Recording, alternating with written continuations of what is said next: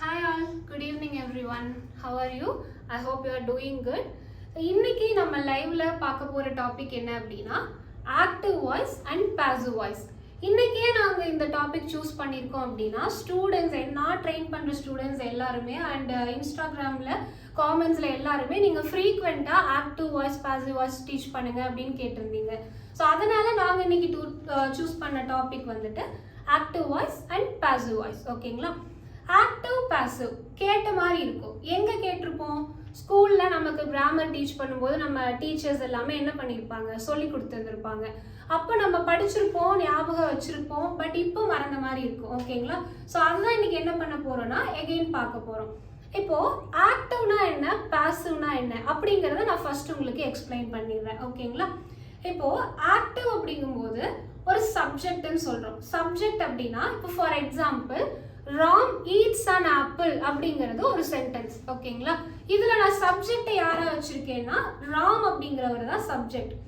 Ram eats an ஆப்பிளுக்கு Tamil meaning என்னவா இருக்கும்? ராம் ஒரு ஆப்பிள் சாப்பிடுகிறார் அப்படிங்கிறது தமிழ் மீனிங். அப்போ இதுல இருந்து நமக்கு என்ன தெரியுது? ராம் ஆப்பிள் சாப்பிடுற அந்த ஆக்ஷனை பண்றாங்க. ஓகேங்களா? அந்த ஆக்ஷன் யாரால பண்ணப்படுது அப்படிங்கிறத நம்ம எக்ஸ்பிளைன் பண்றோம்னா அது ஆக்டிவ் வாய்ஸ் அப்படின்னு வரும். ஓகேங்களா? இதுவே பாசிவ் வாய்ஸ் அப்படிங்கிறது ராம் ஈட்ஸ் அன் ஆப்பிள், இதை பாசிவ்ல சேஞ்ச் பண்ணோம் அப்படின்னு வைங்களேன், and apple is eaten by Ram அப்படின்னு வரும். ஓகேங்களா? இதுக்கு தமிழ் மீனிங் என்ன அப்படின்னா அந்த ஆப்பிள் ராமால் சாப்பிடப்படுகிறது அப்படிங்கிறது தான் மீனிங். இப்போ இதுல நம்ம தமிழ் மீனிங் வச்சே நம்ம பார்ப்போம். ஆப்பிள் சாப்பிட்ற ஆக்ஷனை பண்றது யாரு? ராம். ஓகேங்களா? இப்போ அந்த சப்ஜெக்ட் என்ன ஆக்ஷன் பண்றாங்க அப்படிங்கிற எக்ஸ்பிளனேஷன் நம்ம கொடுக்குறோம்னா அது ஆக்டிவ். அந்த ஆக்ஷன் யாரால பண்ணப்படுது அப்படிங்கிற எக்ஸ்பிளனேஷன் நம்ம கொடுக்குறோம்னா அது பாசிவ். ஓகேங்களா? மேபி கொஞ்சம் கன்ஃபியூஸ்டா இருப்பீங்க அப்படின்னு நினைக்கிறேன். இப்போ எனக்கு பின்னாடி உங்களுக்கு தெரியும், நான் என்ன பண்ணியிருக்கேன், உங்களுக்கு ஒரு ஸ்மாலான ஒரு சார்ட்டே கொடுத்துருக்கேன். எதுக்காக அப்படின்னா நமக்கு நிறைய டென்சஸ் இருக்கும். ஐ மீன் 12 டென்சஸ் இருக்கு நமக்கு லேர்ன் பண்ணிக்க வேண்டியது. இதுக்கு முன்னாடி இருந்த லைவ் அண்ட் ஆல்ரெடி யாராவது கோர்ஸ்ல ஜாயின் பண்ணியிருந்தீங்க அப்படின்னா உங்களுக்கு அது தெரிஞ்சிருக்கும். 12 டென்சஸ் இருக்கு. ஓகேங்களா? சில டென்சஸ்க்கு பாசிவ் வாய்ஸ் கிடையாது. அது என்ன அப்படிங்கிறது, என்னென்ன டென்சஸ் அப்படிங்கறத நான் உங்களுக்கு லாஸ்ட்ல சொல்றேன். ஓகேங்களா? என்ன டென்ஸுக்கெல்லாம் பாசிவ் வாய்ஸ் இருக்கு அப்படிங்கும்போது அதை எப்படி சேஞ்ச் பண்ணணும், ஆக்டிவ்ல இருந்து பாசிவ்க்கு எப்படி சேஞ்ச் பண்ணணும் அப்படிங்கிறது உங்களுக்கு தெரிஞ்சிருக்கும். ஓகேங்களா? ஸோ இப்போ அதில் டவுட்ஸ் இருக்கு அப்படிங்கும்போது இந்த லைவ்ல நம்ம இன்னுமே என்ன பண்ணிக்கலாம், கிளியரா பார்த்துக்கலாம். ஓகேங்களா? ஸோ இந்த சார்ட் எப்படி ஒர்க் ஆகும் அப்படிங்கிறத நான் உங்களுக்கு ஒரு டைம் எக்ஸ்பிளைன் பண்ணிடுறேன். இங்க நான் கொடுத்துருக்கிறது எல்லாமே டென்சஸ், என்னென்ன டென்சஸ் இருக்கு அப்படிங்கிறது. பாஸ்ட் பர்ஃபெக்ட் வரைக்கும் நான் உங்களுக்கு கொடுத்துருப்பேன். ஃபியூச்சர் நான் ஓரலாவே சொல்லிடுவேன். அப்போ நீங்க என்ன பண்ணிக்கலாம்னா லிசன் பண்ணிக்கலாம். ஓகேங்களா? நெக்ஸ்ட் பாருங்க, ஆக்டிவ் வாய்ஸ். இந்த டென்ஸுக்கு இதுதான் ஆக்டிவ் வாய்ஸ் அப்படின்னு சொல்லிட்டு நான் கொடுத்துருக்கேன். இதுவே நெக்ஸ்ட் பாசிவ் வாய்ஸ்னு சொல்லி கொடுத்துருக்கேன். இப்போ சிம்பிள் ப்ரெசென்ட்டுக்கு ஆக்டிவ் வாய்ஸ் இப்படி இருந்துச்சுன்னா நம்ம பாசிவ்ல சேஞ்ச் பண்ணும்போது அங்க யூஸ் பண்ண வேண்டிய வேர்ப் இதுதான் அப்படின்னு நான் எக்ஸ்பிளைன் பண்றதுக்காக தான் இந்த மாதிரி ஒரு சார்ட்டை நான் கொடுத்துருக்கேன். ஓகேங்களா? ஓகே, இப்போ என்ன பண்ணலாம், சிம்பிள் ப்ரெசென்ட்ல இருந்து ஸ்டார்ட் பண்ணலாம். இப்போ நான் உங்களுக்கு ஒரு எக்ஸாம்பிள் சொல்றேன். ஓகேங்களா? ஆக்டிவ்ல she writes a letter அப்படிங்கிறது ஆக்டிவ் வாய்ஸ். அப்புறம் தமிழ் மீனிங் என்னவா இருக்கும்? அவள் ஒரு கடிதம் எழுதுகிறாள். இப்போ அவள் அப்படிங்கிறது தான் இங்க சப்ஜெக்ட். அவள் என்ன ஆக்ஷன் பண்றா? லெட்டர் எழுதுற ஆக்ஷனை பண்றா. ஓகேங்களா? இப்போ சப்ஜெக்ட் பண்ற ஆக்ஷனை நான் மென்ஷன் பண்றதுனால அதை ஆக்டிவ் அப்படின்னு சொல்லலாம். இதுவே நெக்ஸ்ட் வாங்கலாம், பாசிவ். பாசிவ்ல என்னவா இருக்கும் அப்படின்னு ஜஸ்ட் நீங்க யோசிச்சு பாருங்க. அண்ட் நானுமே உங்களுக்கு அந்த எக்ஸாம்பிள் என்னன்னு சொல்றேன். A letter is written by her. அந்த கடிதம் அவளால் எழுதப்படுகிறது அப்படின்னா நான் என்னன்னு சொல்லலாம், அது பாசிவ் வாய்ஸ்னு சொல்லலாம். அந்த கடிதம் எழுதுற அந்த ஆக்ஷன் யாரால பண்ணப்படுது? அவளால். ஓகேங்களா? அப்ப இந்த क्वेश्चनக்கு தான் நம்ம என்ன பண்றோம், பாசிவ்ல ஆன்சர் பண்றோம். again ரிப்பீட் பண்றேன். she writes a letter அப்படின்னா அது active. a letter is written by her அப்படின்னா அது பாசிவ் வாய்ஸ். ஓகேங்களா? இப்போ இங்க 3 வேர்ப் கொடுத்துருக்கீங்களே, ஆனா நீங்க ஒண்ணுதான் எக்ஸ்பிளைன் பண்ணிருக்கீங்க அப்படின்னா லெட்டர் அப்படிங்கிறது சிங்குலர், ஒரு லெட்டர் தான். ஸோ சிங்குலரா தான் நம்ம என்ன பண்றோம், கன்சிடர் பண்றோம். அப்போ லெட்டருக்கு அடுத்து ஈஸ் போடுறது தான் கரெக்டா இருக்கும். ஓகேங்களா?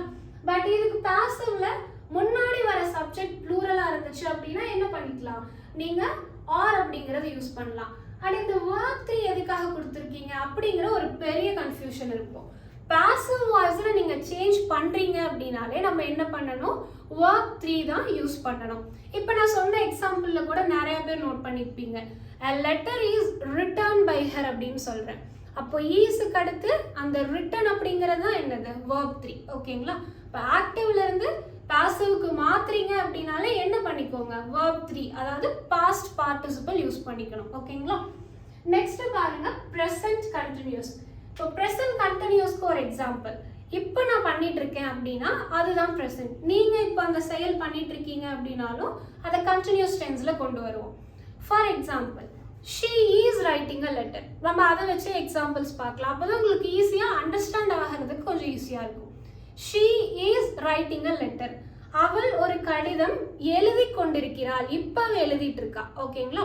இதுவே நான் இதை பாசிவ்ல மாற்றும் போது எப்படி மாற்றுவேன் அப்படின்னா, இந்த சார்ட்ல பார்த்தீங்க அப்படின்னா உங்களுக்கு கிளியராக புரியும். ஆக்டிவ்ல என்ன பண்ணுவோம், இந்த 3 வேர்ப் யூஸ் பண்ணுவோம், அது கூட verb plus ing யூஸ் பண்ணுவோம். நான் சொன்ன example she is writing a letter. இந்த கண்டிஷனை நான் சொன்ன சென்டென்ஸ் சாட்டிஸ்ஃபை ஆயிரும். ஓகேங்களா? இப்போ இதுவே நான் பாசிவ்க்கு மாற்றும் போது எந்த சேஞ்ச் இல்லை பெருசா, என்ன பண்றேன்னா being யூஸ் பண்றேன், அது கூட verb 3 அப்படிங்கறத யூஸ் பண்ணிக்கிறேன். அப்போ she is writing a letterக்கு பாசிவ் என்னவா இருக்கும் அப்படின்னா a letter is being written by her. ஓகேங்களா? a letter is being written by her. a letter அப்படிங்கிறது நான் ஆல்ரெடி என்னன்னு சொல்லிட்டேன், சிங்குலர் அப்படின்னு சொல்லிட்டேன். ஸோ அதனால நான் என்ன பண்றேன், is அப்படிங்கிற verb யூஸ் பண்றேன்.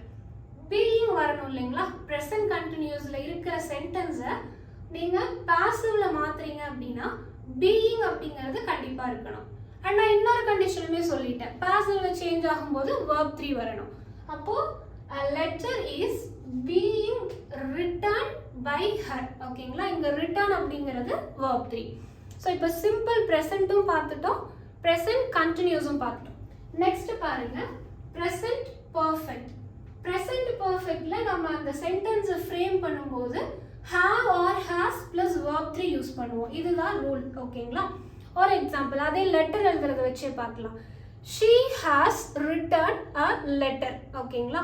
அவள் கடிதம் எழுதி விட்டாள், she has written a letter. இதை நான் பாசிவ்ல சேஞ்ச் பண்ணும்போது என்ன பண்ணலாம், again coming to the chart, have has use பண்ணிக்கோங்க, அது கூட been plus verb 3 யூஸ் பண்ணிக்கலாம். ஓகேங்களா? have has கூட நீங்க I mean have been plus verb 3, has been plus verb 3 அந்த மாதிரி வரணும். ஓகேங்களா? இப்போ நான் she has written a letterங்கிறது ஒரு எக்ஸாம்பிளா சொன்னேன், அது ஆக்டிவ் வாய்ஸ்ல. இதுவே பாசிவ்ல மாறும்போது அது என்னவா ஆகும், a letter has been written by her அப்படின்னு வரணும். இங்கேயே நான் has been யூஸ் பண்றேன், லெட்டர் அப்படிங்கிறது நான் ஆல்ரெடி சொன்ன மாதிரி சிங்குலர். ஸோ சிங்குலர் சப்ஜெக்ட்டுக்கு எப்பயும் நீங்க has யூஸ் பண்ணுவீங்க. ஓகேங்களா? அப்போ a letter has been written by her அப்படின்னு வரணும். ஓகேங்களா? ஓகே, ப்ரெசென்ட் பர்ஃபெக்ட்டையும் நம்ம என்ன பண்ணிட்டோம், கம்ப்ளீட் பண்ணிட்டோம். இப்போதைக்கு 3 tenses கம்ப்ளீட் ஆயிடுச்சு. நெக்ஸ்ட் பாருங்க சிம்பிள் பாஸ்ட் அப்படின்னு இருக்கு. சிம்பிள் பாஸ்ட்டுக்கு ஒரு example, he cleaned the room. அவன் ரூமை சுத்தம் பண்ணா அப்படின்னு சொல்றேன். இது ஆக்டிவ் வாய்ஸ்ல இருக்க எக்ஸாம்பிள். இதுவே again coming to the chart, did போட்டிருக்கு இல்லைங்களா, அவன் என்ன செஞ்சான், clean பண்ணா, he cleaned the room. இதுவே நான் பாசிவ்ல மாற்றும் போது அங்க என்ன verb நான் யூஸ் பண்ணணும் அப்படின்னா was, were plus verb 3 use பண்ணணும். எதுக்குன்னா சிம்பிள் பாஸ்ட் டென்ஸ்க்கு. ஓகேங்களா? அப்போ எக்ஸாம்பிள் பாசிவ் வாய்ஸ்ல the room was cleaned by him. ஓகேங்களா? he cleaned the roomங்கிறது ஆக்டிவ் பாஸ்ட் டென்ஸ்ல இருக்கு. இப்போ இதுவே பாசிவ்ல மாற்றும் போது நான் என்ன பண்றேன், the room was cleaned by him அப்படின்னு சொல்றேன். நான் ஏன் இங்க was யூஸ் பண்றேன் அப்படின்னா the room அப்படிங்கிறது ஒரு ரூம், நான் சிங்குலர் ஒரு ரூமை க்ளீன் பண்றதா தான் எடுத்துக்கிறேன். ஓகேங்களா? அதனால நான் என்ன பண்றேன், was அப்படிங்கிற வேர்பை யூஸ் பண்றேன். the room was cleaned by him. cleaned நான் ஏன் யூஸ் பண்றேன், verb 3 யூஸ் பண்ணணும், ஏன்னா நம்ம சேஞ்ச் பண்றது பாசிவ். ஓகேங்களா? ஸோ இது வந்து சிம்பிள் பாஸ்ட்ங்கும் போது கொஞ்சம் மேபி டஃபா ஃபீல் பண்ணலாம். ஸோ எகைன் நான் ரிப்பீட் பண்றேன், ஆக்டிவ்ல he cleaned the room, பாசிவ்ல வரும்போது the room was cleaned by him. past tense இருக்கிறத நீங்க was or were யூஸ் பண்ணி அது கூட verb 3 யூஸ் பண்ணிக்கணும். ஓகேங்களா? ஓகே, நெக்ஸ்ட் இருக்கிறது பாருங்க, past continuous tense. இப்போ past continuous அப்படின்னா என்ன? நான் இதை பண்ணிட்டு இருந்தேன் இல்ல அவ அதை பண்ணிட்டு இருந்தா அப்படிங்கிறது தான் past continuous. இப்போ அதுக்கு ஒரு எக்ஸாம்பிள், சேம் அந்த ரூம் கிளீன் பண்றதே தான். he was cleaning the room. அவன் ரூமை சுத்தம் செய்து கொண்டிருந்தான் அப்படிங்கிறது தமிழ் மீனிங். இதுவே நான் பாசிவ்ல மாத்துறேன் அப்படின்னா the room was being cleaned by him அப்படின்னு சொல்லணும்.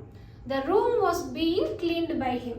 இப்போ சார்ட்ல பாருங்க, past continuousக்கு நமக்கு தெரியும் was were இல்லனா அந்த verb கூட ing, was அல்லது were plus அந்த verb கூட ing சேர்த்துவோம். இது ஆக்டிவ்ல நார்மலா சொல்ற சென்டென்ஸ் தான் இது.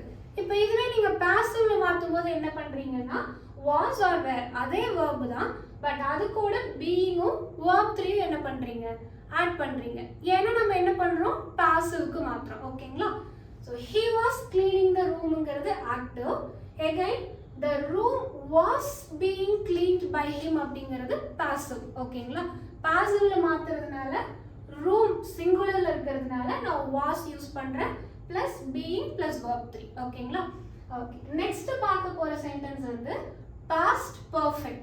ஓகே, past perfect அப்படின்னா நம்ம had அப்படிங்கிறது யூஸ் பண்றோம் அப்படிங்கிறது உங்க எல்லாத்துக்குமே தெரியும். ஸோ நான் என்னன்னு கொடுத்துட்டேன், had plus verb 3 அப்படின்னு கொடுத்துட்டேன். ஓகேங்களா? இப்போ நான் ஆக்டிவ் வாய்ஸ்ல ஒரு சென்டென்ஸ் சொல்றேன். he had cleaned the room. அவன் அறையை சுத்தம் செய்திருந்தான் அப்படிங்கிறது Tamil meaning. he had cleaned the room. ஓகேங்களா? இது ஆக்டிவ்ல இருக்கு. இப்போ நான் இதை பாசிவ்ல மாத்தணும் அப்படின்னா இந்த சார்ட்ல பாத்தீங்கன்னா தெரியும் had plus verb 3 இருக்கு. நான் பாசிவ்ல மாத்தும் போது had been plus verb 3 போட்டா போதும். ஓகேங்களா? past perfectல இருக்கிறது நான் அதோட பாசிவை சேஞ்ச் பண்றேன் அப்படின்னா had been plus verb 3 அப்படின்னு வரணும். ஓகேங்களா? அப்போ அந்த பாசிவ் சென்டென்ஸ் என்னவா இருக்கும், the room had been cleaned by him அப்படின்னு வரணும். the room had been cleaned by him. ஓகேங்களா? ஓகே, இது எல்லாமே நான் போர்ட்ல எழுதி இருக்கிறது உங்களுக்கு கிளியரா எக்ஸ்பிளைன் பண்ணிட்டேன். I hope you understood everything. Next நான் கீழே ஒரு 4 டென்சஸ் கொடுத்துருக்கேன் இல்லைங்களா, அதுக்கான ரீசன் என்ன அப்படின்னா இந்த கண்டினியூஸ் டென்ஸுக்கு எல்லாம், அதாவது ஃபியூச்சர் கண்டினியூஸ்க்கும் ஃபியூச்சர் பர்ஃபெக்ட் கண்டினியூஸ்க்கும் பாஸ்ட் பர்ஃபெக்ட் கண்டினியூஸ்க்கும் ப்ரெசன்ட் பர்ஃபெக்ட் கண்டினியூஸ்க்கும் உங்களுக்கு பாசிவ் வந்து இருக்காது. நீங்கள் சப்போஸ் உங்களால் ஃப்ரேம் பண்ண முடியாது பட் முடியுது அப்படின்னாலும் அது அன்நேச்சுரல், ரொம்ப ஆக்வர்டாக இருக்கும். அந்த சென்டென்ஸே நீங்கள் கேள்விப்படாத மாதிரி இருக்கும். ஓகேங்களா? ஸோ இந்த 4 டென்சஸ்க்கும் நீங்கள் என்ன பண்ண முடியாது, பாசிவ் வாய்ஸை நீங்கள் ஃப்ரேம் பண்ண முடியாது. ஓகேங்களா?